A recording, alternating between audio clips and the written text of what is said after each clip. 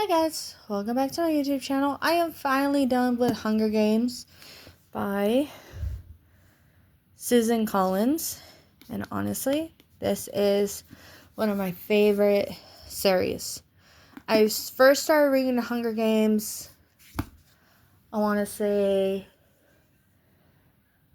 2 years ago. I recently just got into it in my adult years. I never read it in high school, never read it in middle school.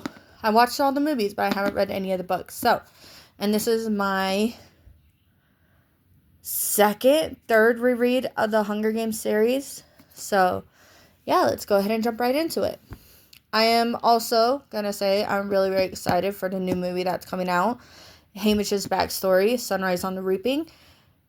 If you haven't read the Hunger Games series, I suggest you read it, especially now before November, because you're going to get up to speed with Haymitch's backstory. But with that being said, let's jump right in. So, I love hardcovers. They are my biggest obsession. I especially love this Mockingjay. It's so pretty. So this will be, I'm going to take you a tour on the book. So, let's start with the beginning. Part 1. I actually really do love how it actually separates the chapters into sections. Like with part 1, the tributes, this is where you first meet Katniss Everdeen and her life as an older sister taking care of her family. And if you don't know Hunger Games, a little bit backstory. This is a dystopian world where people, after a great war happened, they are taken into, I guess you could put into something sort of like a general city or a general state. Like you have District 1, 2, 3, 4, 5, 6, 7, 8, 9, 10, 11, 12. And then there used to be a District 13, but with the war that happened between them, 13 is no longer there. 13 is now destroyed and no longer living. So this is just their daily life and what she goes through. So right now she's the older sister. She's taking care of her mom and her little sister Prim. She lost her dad, and she likes to hunt in the woods because her dad taught her. So she ends up making it like a deal to go into the woods, which isn't allowed, to hunt and kill and bring it back to her district, to the Seams, where they do trade. And money is in here, but it's more of money is in here, but it's not everybody gets the money. So it's a little depressing, but yeah, we get to meet Prim, Katniss, Gale, and her mom. So there is a little dysfunction between Katniss and her mom, because when her dad died, her mom completely neglected them, to where Katniss was worried that they're going to be separated from her mom and put into a foster home, and she didn't want to do that, especially to Prim. So now we're getting into the Reaping, where Prim gets called, which is shocking because her name is only in there once. The very first time her name is called is the year that Prim is selected into the Hunger Games. So when her name gets called, Katniss volunteers, and then you meet Peeta Mellark. Peeta, so that's one thing. In the movie, when you first meet Peeta and Katniss, you see that Katniss is more standoffish and Peeta is just more of this sweet boy, but they kind of, I don't know, to me, in my opinion, in the movie, they toned him down, and they toned Katniss down, but not in the sense of Twilight, but in the sense of they're monotone, not in a bad way, but more of it makes sense. But to me, when you first meet Katniss in the book, she is quiet, she's very timid, she's to herself, but she will say what's on her mind if the opportunity presents itself. Peeta, on the other hand, he will say what's on his mind. He will show his emotion, but then he'll pull himself together and say, no, this is what I'm doing. This is how we're gonna do it.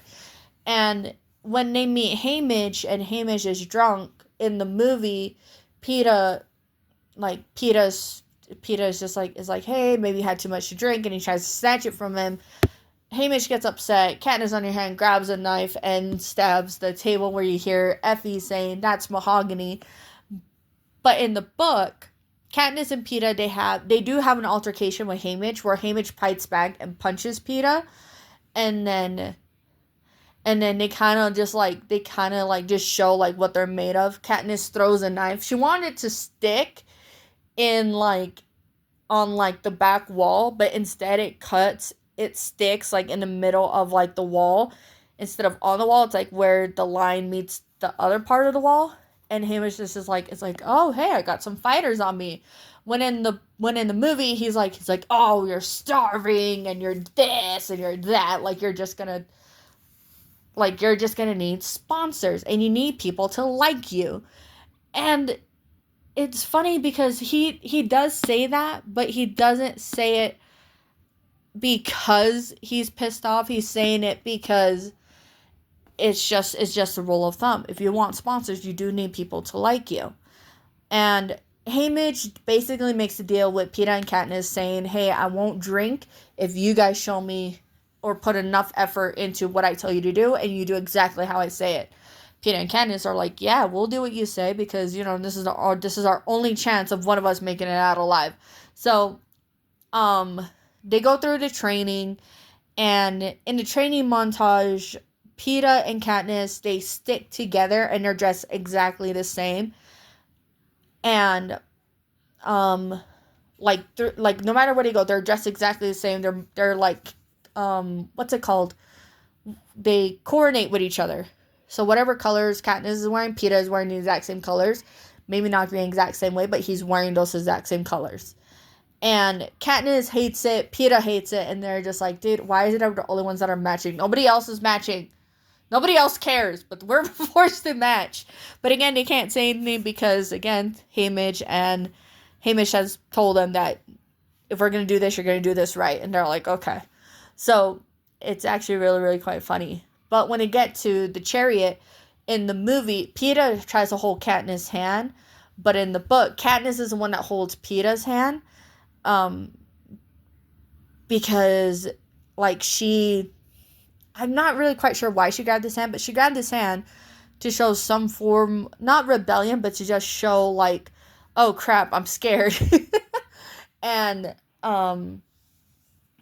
so they end up holding hands, but, as they're holding hands, Katniss is feeling more of like, okay, now this is where I need to start showing that people like me. So she's blowing kisses, she's waving, Peeta's doing the exact same thing. Katniss catches a rose and she blows like kisses. And when she talks about the kisses, she says that the people are fighting for her kisses like it's the last thing on earth. And she just found it very funny. And so to me, I'm like, I really do enjoy that. Then we get into the training. Just like in the movie, they're not allowed to show what they're made of. But what's different in the movie is that Peeta ends up grabbing one of the heavy ball lifters, don't know what they're called, and he flungs at the careers. And then, yeah. But in the book, he doesn't do any of that. They don't do any of that. They're just like, okay, cool, no matter. Like, whatever. No problem.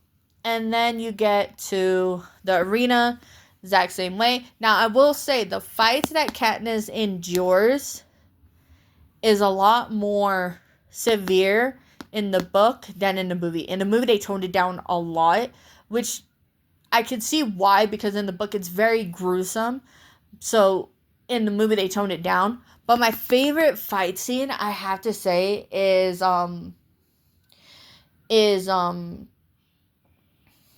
my favorite fight scene is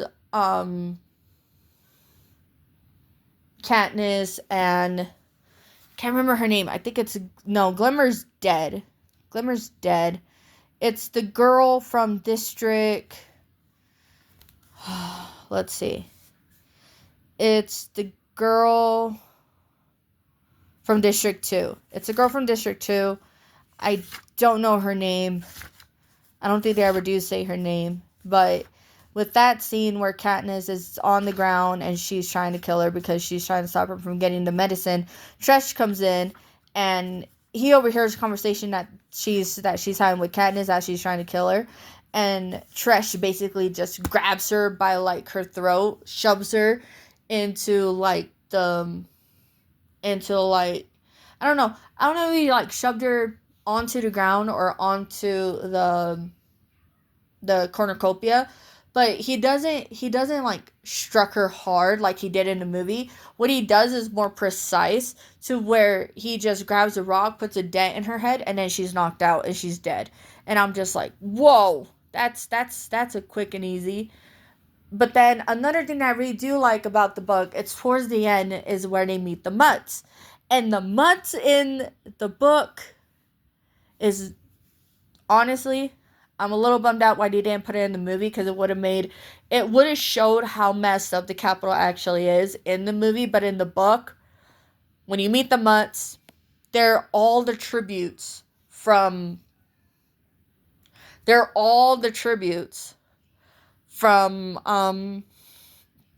like in the fight that Katniss and Peeta are going through. So for example, Tresh, he comes back as a Mutt. Rue comes back as a Mutt. Glimmer comes back as a Mutt. Everybody comes back as a Mutt to try and destroy the other competitors, but they're part human, part dog, and like Katniss trying to figure out, like, if I talk to them, will they be able to understand me? But she doesn't risk it. She just ends up just fighting for her life.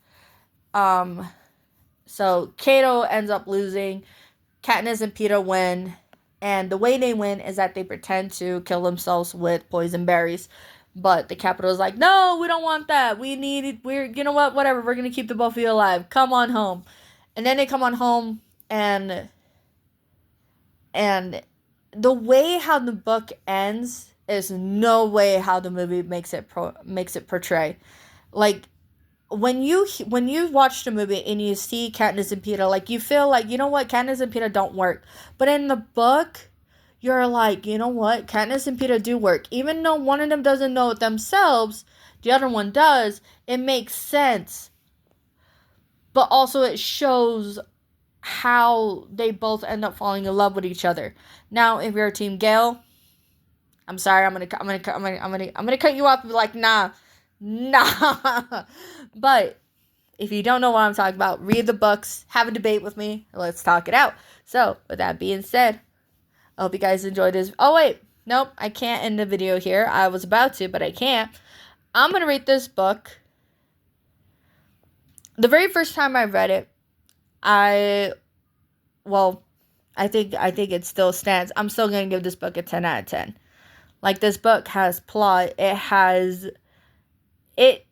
just has a lot of twists and turns in the book that you can't really decide on who you want to go for and who you don't.